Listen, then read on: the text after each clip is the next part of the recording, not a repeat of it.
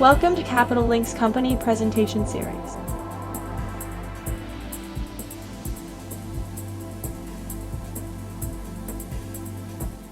Hello everyone, I am Paul Amputis, Vice President of Capital Link. Welcome back to the 2024 Capital Link's corporate presentation series. In this series, company management highlights the company's current operations, business development, growth prospects, and sector outlook. We are pleased to have with us today the senior management team of Navigator Gas, Mr. Mads Peter Zacho, CEO, Mr. Gary Chapman, CFO, Mr. Oeyvind Lindeman, CCO, and Mr. Randy Giveans, Executive Vice President, IR and Business Development. Navigator Gas plays a vital role in the liquefied gas supply chain for energy companies, industrial consumers, and commodity traders with the sophisticated vessels providing an efficient and reliable floating pipeline between the parties connecting the world today, creating a sustainable tomorrow. The company's common shares trade on the New York Stock Exchange under the symbol NVGS. In terms of logistics, we begin with the company presentation followed by Q&A. Please note that participants can submit their questions through the Q&A button on your screen during the webinar. Your questions will be answered during the Q&A session. Before we begin our webinar, kindly note that this discussion is strictly for informational and educational purposes and should not be relied upon. The webinar does not constitute an offer to buy or sell securities or investment advice or advice of any kind, and Capital Link bears no responsibility for the content. Let us now begin with our discussion. I'd like to pass the floor over to Mr. Randy Giveans. Please go ahead. Hey, thank you so much, Paul. Thank you, Capital Link, for the forum. So I just wanted to give a heads up as we conduct today's presentation. We will be making various forward-looking statements. These statements include, but are not limited to, future expectations, plans, and prospects from both a financial and operational perspective, and based on management's assumptions, forecasts, and expectations as of today's dates, as such, are subject to risks and uncertainties. Actual results may differ from our forward-looking information and financial forecast. With that, I'll now pass the floor to Mads Peter Zacho, the company's Chief Executive Officer. Please go ahead. Thank you so much. Thank you so much, Randy. And let's go on to page number 3, please.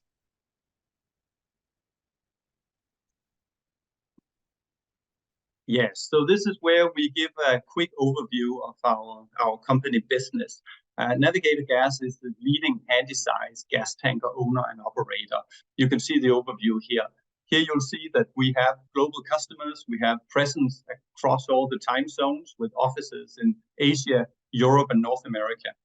We are listed on the New York Stock Exchange with a market cap of about $1.2 billion currently. We own and operate 56 gas carriers, and we also own 50% of the world's largest ethylene export terminal in Morgan's Point in Texas. 25 of our vessels are ethylene capable, the most sophisticated kinds, and the average age across the fleet here is 10 years. You can see our balance sheet is strong. We have a solid cash position and a very manageable amount of bank debt. So that was a quick overview, and let's flick on to page number 2, or number 4, it must be. Yeah, so this is where we give a quick overview of the different commodities that we carry. LPG, ethane, petchems, and ammonia have been and will continue to be our core business. LPG is propane and butane. You know them from the gas barbecue at home, and they have historically been a larger part than they are today, but it remains an important part of our business. Both LPG and ethane are versatile energy carriers as well as chemical building blocks. Petchems include ethylene. That's an important building block for plastic production, and it's a commodity that many vessels in the global gas tanker fleet cannot carry, but as I said, 25 of ours can, so it's an important niche for us and also a high earning niche. Ammonia is used in the production of fertilizer, and it's key to food production and food security globally. Blue and green ammonia are important future businesses for Navigator, and we expect that there will be significant growth in the volumes that will be produced and transported when we go a couple of years into the future. And the same also goes for CO2. CO2 is not a commodity we are transporting today, but we expect that volumes will become very large in the near future, and we will be playing an important role in this value chain as Navigator Gas here. So another important future growth area. Please move on to the next page. This is just to say that ESG is important to us. It's important for us because it makes our business stronger. We are well prepared where we are right now for the energy transition with CO2, green, blue, ammonia, as just mentioned. And we will have a stronger business when the energy transition happens, that being fast or being slow. Investing into energy efficiency is the most profitable investment we can make at the current point in time and by some margin. Some of our energy efficiency investments are being paid back in less than a year or so. We also invest in our people. We want to attract and retain the best and the brightest people amongst men, women, all nationalities, ethnicities, etc. When it comes to governance, that's on top of our agenda. That's because it protects you, our shareholders, and it's the foundation for our business. So that's why we focus and talk a lot about ESG, and that's why you can also see that we have progressed significantly in the rankings over the past couple of years, and we are looking to further enhance that position. With that, I'll move it on to the next page and hand over the word to Oeyvind Lindeman, who will talk a little bit about our commercial outlook. Over to you, Oeyvind. Thank you, Mats. Next couple of slides, we'll talk about some of the key fundamentals for Navigator Gas and also our future. So if you please look to the next slide. Here we illustrate historically the earnings days mix of the Navigator fleet. And to the left, you can see a large portion of the cargoes we carried and our customers were involved in LPG. So that is the propane and butane. However, if you go to the right, which is present day, you can see that is more and more of ammonia coming into our product mix, our earnings, as well as petrochemicals, which is the lighter blue on top. So the lighter blue petrochemicals is directly associated with our terminal and our terminal expansion, and the ammonia is becoming greater because of food security, longer distances to sail with ammonia as a feedstock to the fertilizer production, but in the future, more and so ammonia for energy. So we'll talk a little bit about that. So that is the growth areas for Navigator going into the next couple of years. And then we also have CO2, which is not on this page because it's not here today, the seaborne transportation of CO2, which plays an important role, particularly for European management to decarbonize some of the industries we have. If you go to the next slide, we're really talking about US. Why US? US is really a driver, the big locomotive for future growth in all things gas-related commodities. And it has a huge implication on Navigator. So we generally get questions about, okay, how can we look at indices? How can we look at market statistics to pinpoint the future of the business fundamentals for Navigator? Well, we tend to look at the NGL production. So you can go on the EIA's website and look at the updated NGL production in the US. NGL is natural gas liquids, which includes propane, butane, and ethane. So the more production, the more US is in excess state, and therefore it'll export products. So further to that, on the middle chart, we can graph the pricing of ethane and ethylene. So US produced ethane is the lowest, the dark blue line is decreasing. So a ton of ethane today is almost at $100 a ton. It's exceptionally cheap, competitively priced, because if you are in the business of producing ethylene, then ethane is the most efficient building block to use to produce 1 ton of ethylene. And you can see that they are recently trailing each other. So US ethylene is reducing in price, whilst European and Asian demand is stable, meaning that the arbitrage for ethylene exports from the US is increasing, which is a positive. If you look on the graph to the right, you can see the US ethylene export volumes. They have come down in absolute terms. More product is going to Europe because this is a result of the Panama Canal issues and indirectly also the Suez Canal Red Sea issue. What it doesn't show is that it takes longer to ship 1 ton of ethylene. So whilst the absolute volume exports have gone down, the utilization and so forth for our ships, the voyages are longer, so that has not been impacted as such. Next slide, please.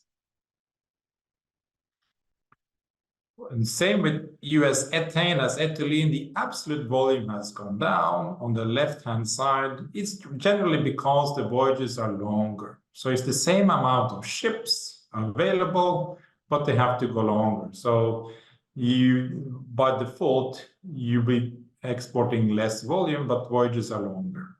On the middle chart is really the handy-size ethane and ethylene volumes. They've been steady, trending up from the beginning of the year to the end of the year. So that is a positive for Navigator, who is specifically very much focusing on ethane and ethylene carriage. Next slide, please. On the market rates, you can see that there's been quite some development over the last few months. So here we are showing the very large gas carriers who tend to only do LPG propane, and then the smaller ships, the medium-sized ships, the handy-sized ships, and the smaller ships, ethylene and semi-refrigerated. So you can see that recently there's been a big markup in the quoted market assessment for all the ship types, particularly the handy-size, so that's the dark blue, and particularly the ethylene handy-size. It jumped up and have reduced a little bit lately. However, the very large gas carriers are also coming down. So the propane side is reducing, whilst the handy-size is keeping quite strong. And I'm sure we can discuss more in details on that in the Q&A. But it's looking quite robust over the last couple of months in terms of what the market is assessing the ships, what the rate environment is. Next slide.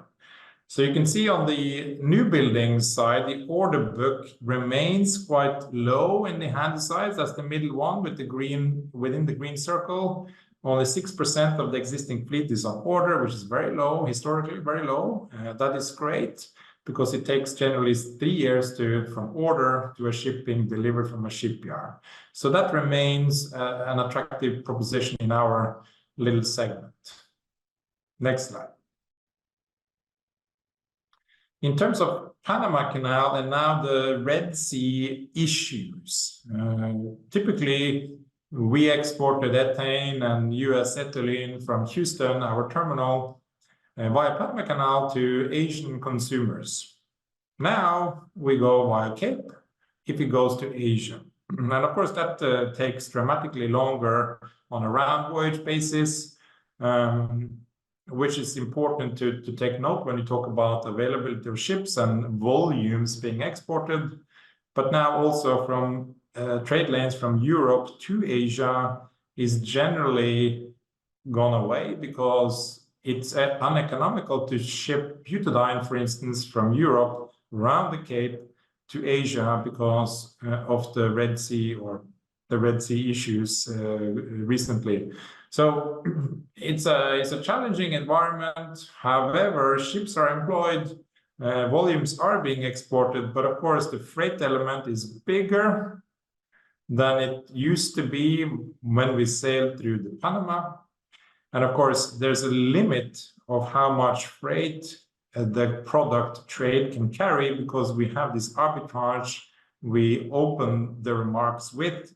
And of course, if the entire delivered price to Asia becomes too high against substitute products from oil, then of course you reach the limit. But there are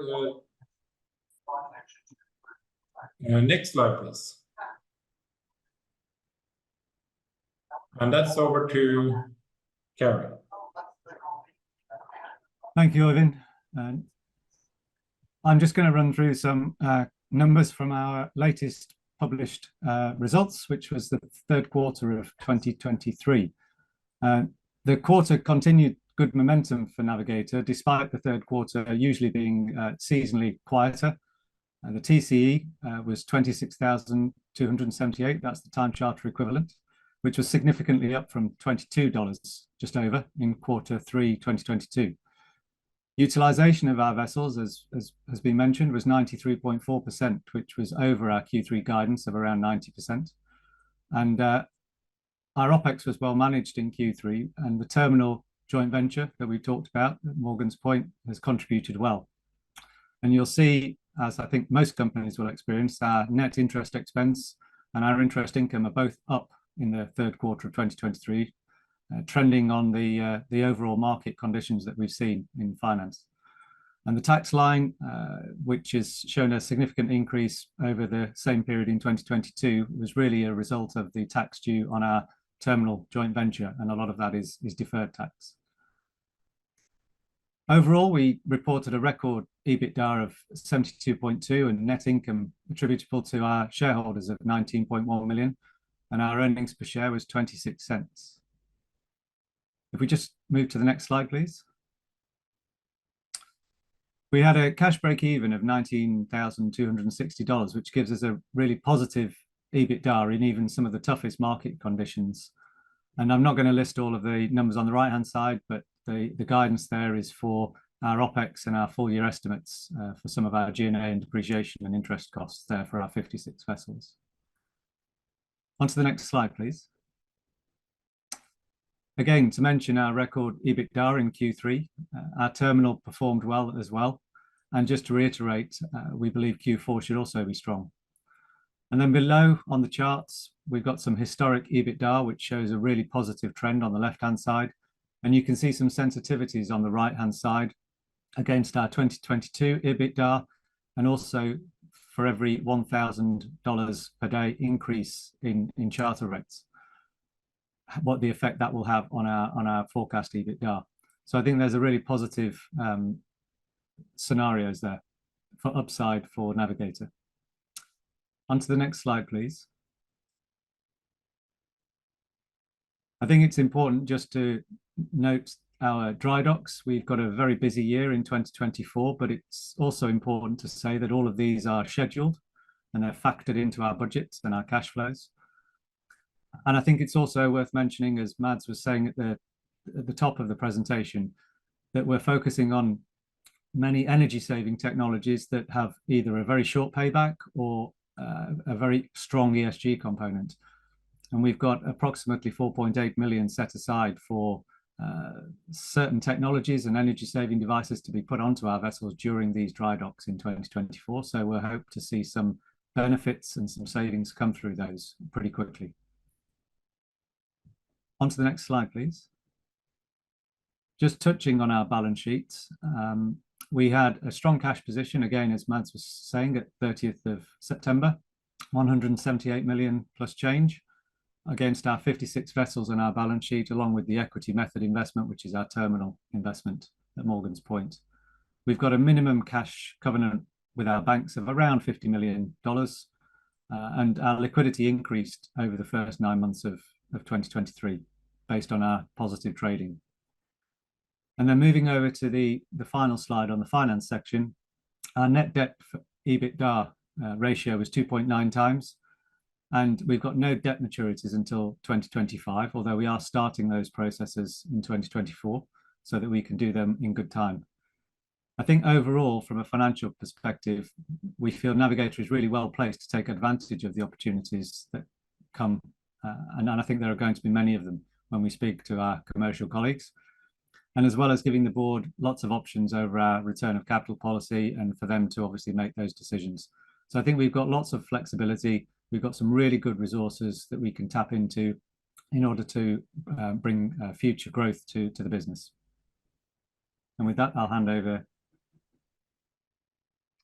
Thank you, you. Gary. So yeah, following up on several of the announcements we made in recent months, we want to provide some additional details on the updated developments regarding a few of those announcements. So starting on slide 21, in line with our recently announced return of capital policy and the illustrated table below, we're returning 25% of net income, which equated to $4.8 million to shareholders for our most recent quarter. As discussed in the past, this return of capital policy starts with a fixed cash dividend of 5 cents per share, regardless of earnings, combined with a floating component of either a larger dividend or share repurchases. Now, with Navigator shares trading well below our NAV of greater than $23 per share, we've decided to use the variable portion of this return of capital policy to repurchase shares. As a reminder, between December 2022 and May of 2023, we repurchased 3.8 million shares at an average price around $13 per share for $50 million. Subsequently, the board authorized a new $25 million share repurchase program, of which we have used $4.1 million during the third and fourth quarters. Returning capital to shareholders, it's relatively new for Navigator, but something we see as a requirement for a shareholder-friendly company. Now on slide 22, following up on our previous announcement regarding the expansion of our ethylene export terminal under the 50/50 joint venture with Enterprise Products Partners over at Morgan's Point, we agreed to a capital project to increase the export capacity from approximately 1 million tons for our existing train to at least 1.55 million tons and up to 3.2 million tons per year by converting an existing ethane refrigeration train to also refrigerate ethylene. So the project is now underway. Some of the long lead items have already begun to be delivered. Groundwork is progressing on the irrigation and electricity component, and construction is expected to occur throughout this year, likely to be completed by December of 2024. So for CapEx from us, the total contribution will be between $120 and $130 million, the majority of which will be paid later this year. We've currently paid around $35 million to date, with the remaining CapEx expected to be paid from cash on hand until new financing agreements are completed later this year. As you can see in the bottom left chart, the terminal continues to push out some substantial volumes, and discussions are ongoing with current and new customers for multi-year offtake contracts, with the vast majority of the additional guaranteed capacity expected to be contracted during the construction phase in the coming months. On slide 23, we've been very active in renewing our fleet over the past year or so. We sold our 4 oldest vessels and acquired 60% of 5 modern ethylene-capable handysize vessels. So our current fleet of 56 vessels is now 10.6 years of age, with an average fleet size of 21,000 cubic meters. On slide 24, you'll see our announcement with the Blue Streak CO2 consortium. We have a joint venture with Bumi Armada. So Blue Streak, we will be transporting the CO2 on vessels from the UK out to an FPSO, a former FPSO that Bumi Armada will be using to inject the CO2 into the seabed, right? Providing a solution from the terminal to this CO2 sink per se. So we are working on contracts and developments on that, and we will keep you posted. On slide 25, for our most recent announcement, we announced a new investment alongside Yara Growth Ventures to acquire 14.5% interest in Azane Fuel Solutions.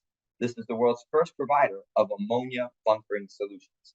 As you can see, Azane has grant financing secured, and importantly, has a partnership with Yara Clean Ammonia and a commercial agreement for the pre-order of up to 15 units to be built over time. Now, the FID for the first 2 units is likely in the coming months, and the first green ammonia bunkering units are expected to be delivered in 2025. So, as Oeyvind mentioned, we continue to believe ammonia will be a key future fuel for the shipping industry, and we are certainly putting our money where our mouth is with this strategic investment. On the last slide, just wanted to highlight kind of our 5 key pillars for capital deployment in the recent past, in the present, and the future. So, as we've seen in shipping on slide 26, it's one thing to make money. It's a whole other thing to be a good steward of this capital. So what we've done in the past is what we plan on doing. If you can advance the one slide to 26. So we'll continue to reduce our debt Over the last 12 months, we've already repaid $125 million through quarterly debt amortization, and we've already bought back some of those unsecured notes that mature in 2025. We began paying dividends, and we will continue to do so. Same on repurchasing shares. We already discussed that. We've renewed our fleet and continue to look at potential secondhand acquisition opportunities. And lastly, on the expanding our energy infrastructure, obviously on the ethylene terminal expansion, and also looking at other onshore export and or import facilities. So we will spread our money wisely. With that, I'll turn it back over to Paul. I believe there's some Q&A.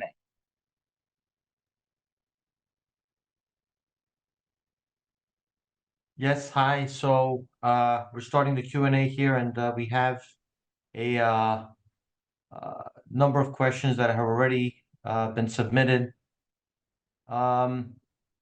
Is there a set price that will force the buyers to go with alternative options, a price per day? Oeyvind, if you can take that, if you're muted. Yeah. Yes. So it perhaps not a time charter or dollar per day, but it's a dollar amount. So we talked about a little bit in the opening commentary about US ethane costing a little bit more than $100 a ton, resulting in production of ethylene US of $400 a ton, $450 a ton. That's the sale price. Europeans and Asian consumers are paying $850, leaving $400 to $450 per ton arbitrage. So that is what we're looking at. And that arbitrage have to carry terminal fees and then the freight element. So if that can satisfy then the $850 per ton in Asia or Europe price, then you're good. If it's above that, we're talking theoretical, then the consumer will look at alternatives. Alternatives can come from oil, naphtha production, and so forth to get their ethylene. So at the moment, then, if you think about suddenly the freight element has to carry $100 to $150 in addition to what it used to compared to going via Panama. So that is an additional cost element that arbitrage has to carry on paper to enable the trade. And so far that is happening. But of course, if you have a European buyer paying $850 with a lower freight element, because the distance is short, so it's a less freight element than compared to Asia, then the buyer will source from Europe, and the Asians will look at it twice. But at the moment, we still ship ethylene. The arbitrage is carrying the extra cost element via Cape of Good Hope to Asian consumers. But of course, it's an obvious one that US will satisfy European demand first and foremost. And a follow-up, I guess, would be, has insurance costs gone up dramatically, or the charter companies charter companies paying for this? Yeah, generally, if our ships are on charter, whether spot charter or time charter, then the customer pays for the additional war risk, and there is war risk in certain areas, and that comes and goes depending on the situation. Albeit, we at the end of December we decided, of course, not to go via the Red Sea, and we go around the Cape. So of course, then the war risk doesn't apply for those ships, but in general, customers pay for the additional war risk provided the ships are on the charter. And we will get into the some questions that we received already on the Red Sea. Another question here is, what is your strategy regarding Canada, East Coast, Atlantic, Western Coast, Pacific, for the coming 7 to 8 years? I guess we're looking long-term into the 2031. Maybe I can just say here that we don't have a specific strategy for Canada to say. I mean, we have a company strategy, which is that we will be continuing to focus on our core business, which is the handysize gas tankers, and then we're looking to you could say consolidate the market by growing within that segment from second-hand purchases. We're also looking for growing our business, particularly within the areas of green, blue, ammonia, and CO2 transportation. And here, Canada could be a piece to that puzzle, a growth area for us. But we don't look at our geographies from country by country. It's more where we see that there are high return projects that are coming. But we do have some good customers in Canada, so there's definitely potential there. And we have a question here on the debt. What is with the outstanding debt? Are we going to pay that down at a faster rate, or is it going to be gradual since interest rates are up? Guess this question will be good for Gary to answer there.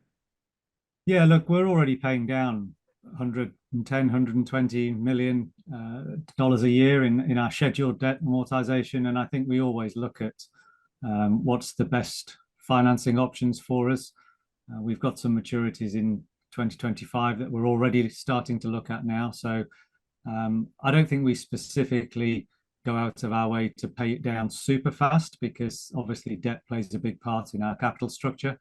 But I think that whoever's asked the question is correct, that yeah, it's something we're looking at. And I think when we come to look at the refinancings, we'll have to take a look at what we think for loan to values that we want to take, and getting that right for our balance sheet and our business. Obviously, a lot depends on the charter rates. So commercially, we need to get the revenue in to pay the debt. But yeah, I think we're already doing some of that. And on the charter rates there, rates have been moving up already. Forward fix for May time. Any recent update on rate activity, weather in US impacting your markets?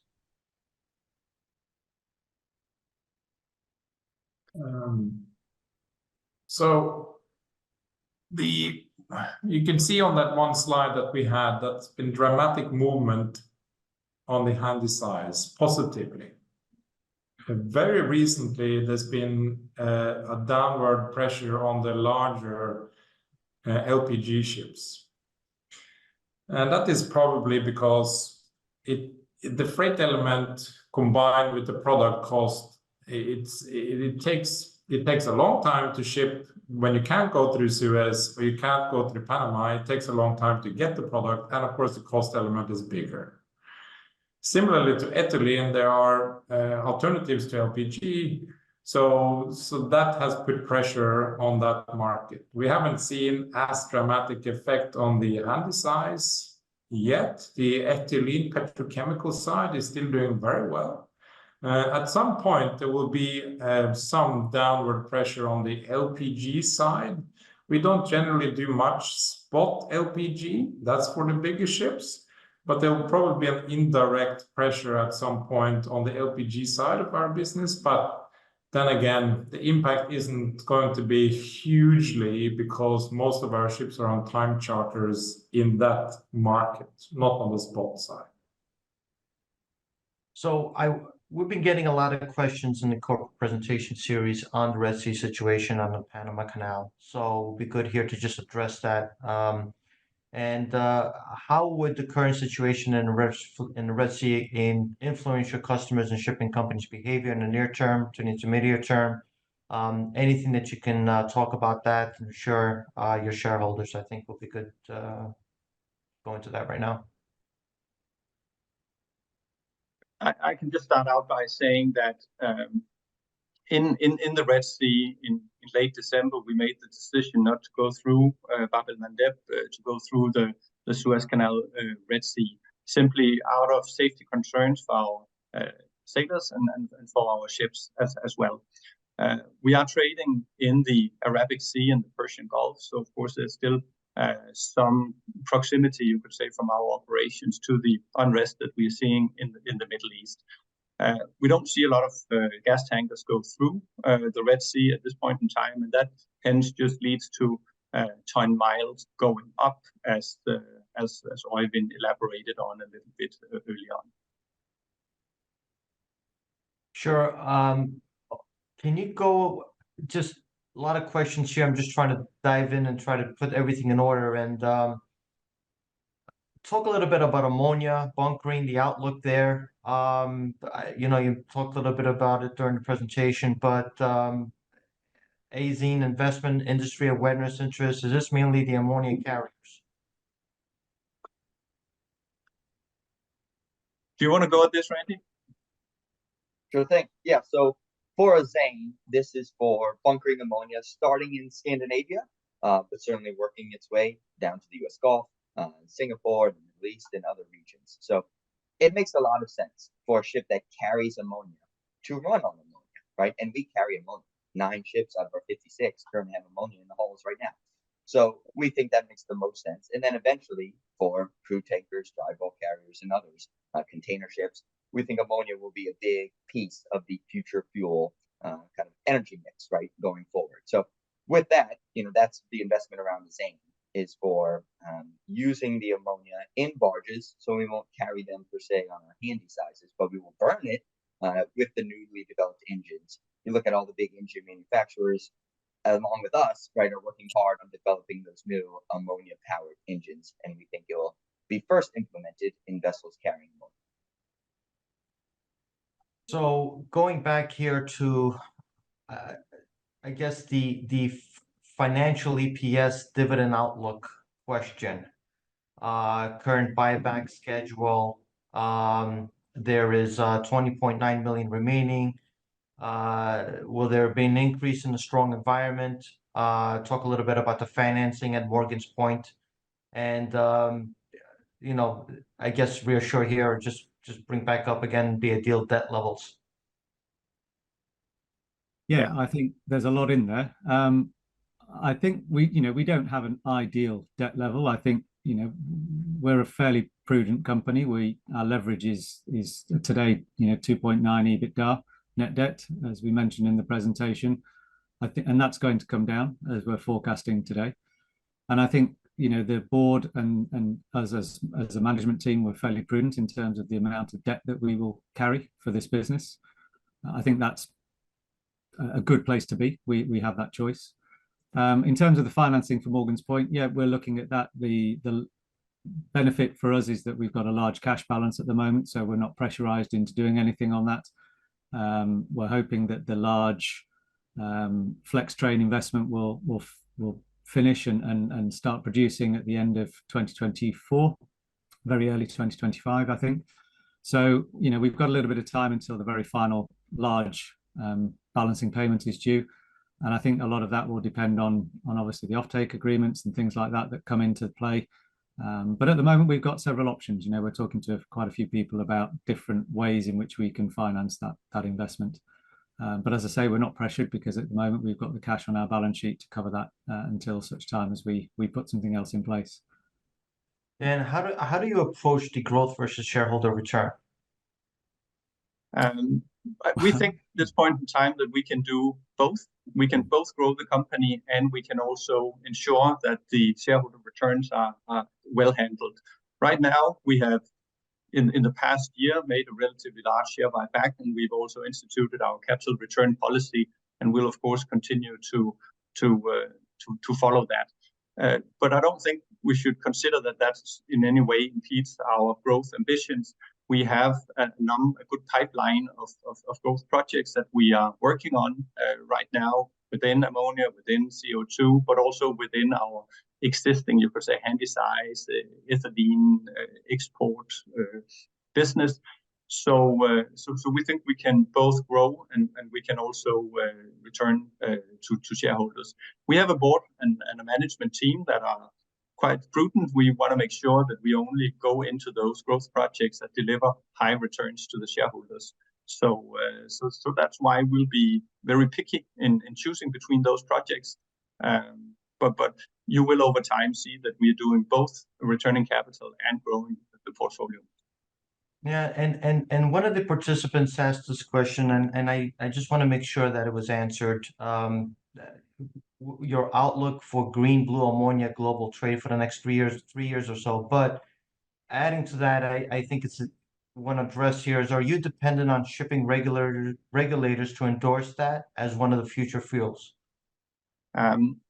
I think when it comes to the next 1 to 3 years, you're probably not going to see massive volumes of green blue ammonia being transported on ships.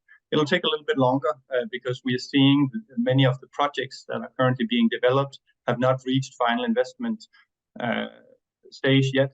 So it'll take a few years before those are being built up, and which is fine because we also need a little bit of time to build the fleet for carrying those additional ammonia volumes. But in the period, we could say 3 to 5 years time, we'll see literally millions of tons of ammonia being transported by sea, which is going to be percentage-wise a very large increase over the existing volumes. And clearly, Navigator sees itself as today we are probably the shipping company in the world that has most ships involved in ammonia transportation. So we are already a big player here, and we expect that to be also in the future. And on that, regarding the Navigator's joint ventures, you've been making a lot of news on that last year. And anything that you want to add on the Morgan's Point terminal expansion, the Greater Bay, the Blue Streak CO2, anything that you haven't addressed during the presentation? No, I think it just underscores that we are very serious about growing our business, and we are running a good, robust portfolio of projects. And last year you saw us deliver on a number of those, and you can expect that we'll continue to find more opportunities like that to complement our existing business, but also be mindful that we will also be looking to growing, you could say, the existing business that we have. So a good combination of new business areas, but also solidifying our position in the existing. Would you be I'll able invite to my colleagues to add any more to that.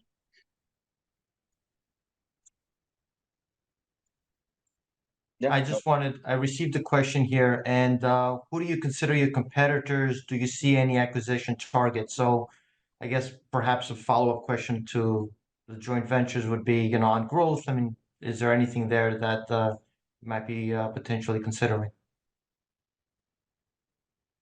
Oeyvind, you can go ahead.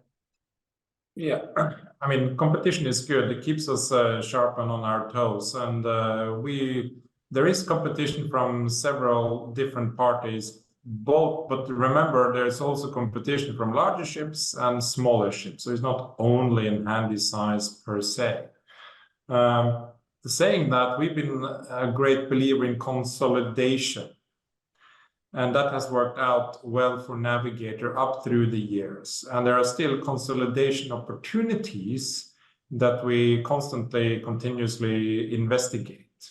Whether that is within our core handysize and perhaps some other sizes that fit strategically what we think, what we believe the future will look like. So to add on to what Matt said, growth is definitely also in the consolidation arena. Got it. Okay. Well, we're reaching the end of the call here, and I would just like to thank you, the Navigator team, and all the participants here for taking the time to join us today. We had an excellent turnout, so thank you for that. This webinar, I just want to note, will soon be made available for access on demand on Capital Link's website, capitallinkwebinars.com, and on Capital Link's YouTube channel. Thank you again, everyone, for joining us. We can disconnect. Thank you.